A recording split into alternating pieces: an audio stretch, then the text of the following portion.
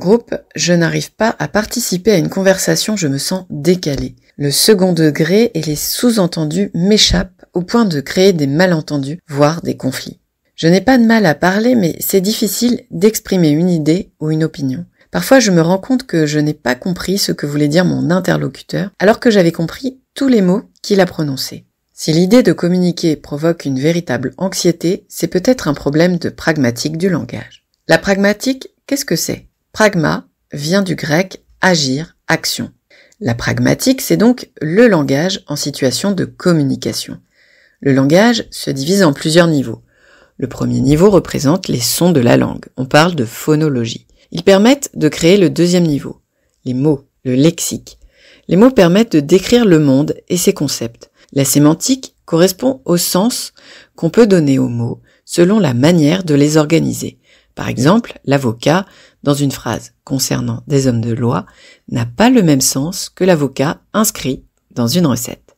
Ces mots permettent la création d'une infinité de phrases. C'est la grammaire de la langue. La syntaxe, c'est le troisième niveau. Ils permettent de produire des énoncés en situation de discussion, la pragmatique. C'est le quatrième niveau. La pragmatique du langage est un des domaines de fonctionnement du langage. C'est le pouvoir d'interagir avec les autres. Pour communiquer efficacement, les compétences pragmatiques attendues chez l'adulte sont nombreuses. Utiliser ces compétences, c'est participer à une conversation de façon adaptée au contexte et à la personne en face de soi. Ces compétences s'appuient sur des habiletés conversationnelles.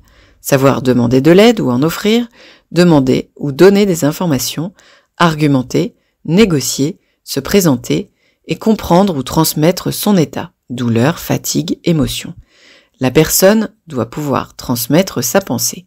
Elle doit aussi comprendre un message verbal et l'ensemble des signes non-verbaux, ton, mimique, gestes, et utiliser ce qu'elle connaît des règles sociales explicites ou non écrites pour décoder et analyser les émotions et intentions de communication de son interlocuteur. Ce sont donc des compétences très élaborées, indispensables à l'inclusion sociale et professionnelle. Elle s'appuie sur le langage, organiser son discours, choisir le niveau de langue adapté, utiliser et comprendre les sous-entendus et l'implicite. Sur d'autres compétences plus générales liées à une agilité intellectuelle, les fonctions exécutives, attention, planification, mémorisation. Et enfin, sur des compétences liées à ce que l'on appelle la cognition sociale, connaissance des règles sociales qui régissent par exemple les relations entre collègues, avec un supérieur hiérarchique, avec un ami, compétences de théorie de l'esprit, compétences qui permettent d'affecter à son interlocuteur ou à soi des émotions, des savoirs ou des intentions afin de s'y ajuster, capacité à décrypter les indices qui sont porteurs de signification sociale ou émotionnelle. Plusieurs causes à un trouble de la pragmatique. Le trouble de la pragmatique se rencontre systématiquement dans les troubles du spectre autistique, TSA.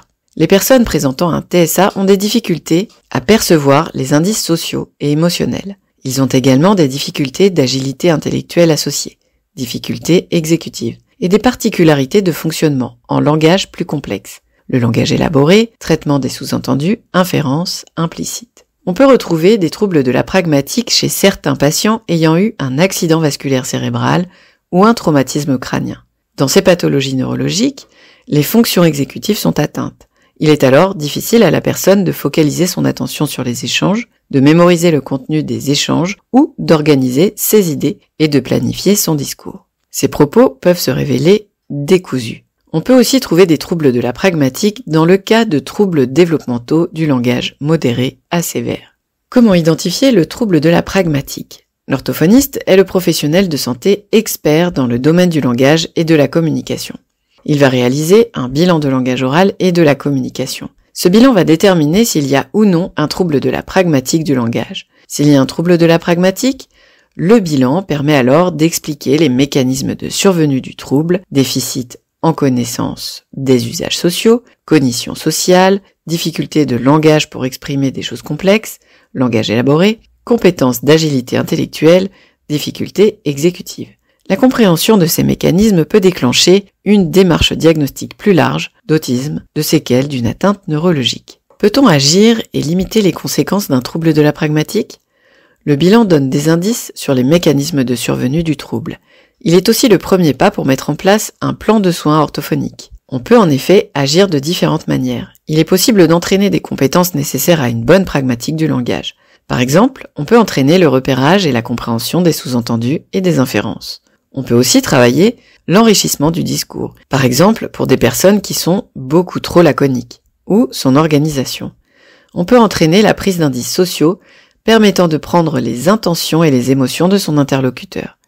On peut aussi proposer un travail spécifique sur les fonctions du langage et entraîner les automatismes, demande et offre d'aide, savoir se présenter selon les contextes. Il est aussi possible de proposer un entraînement à des stratégies spécifiques améliorant le fonctionnement en conversation. Tour de rôle, savoir reformuler, utiliser le langage non verbal pour maintenir la conversation. Les objectifs de prise en soin sont choisis par l'orthophoniste et le patient afin de cibler les compétences qui lui sont les plus importantes dans ses interactions au quotidien. Les soins orthophoniques ont lieu en cabinet. Il est généralement demandé au patient d'appliquer dans son lieu de vie les compétences entraînées de façon systématique en séance. Ces objectifs permettent un transfert des progrès du cabinet d'orthophonie à la vie de tous les jours. Cet entraînement permet des interactions à la fois plus fonctionnelles et moins fatigantes.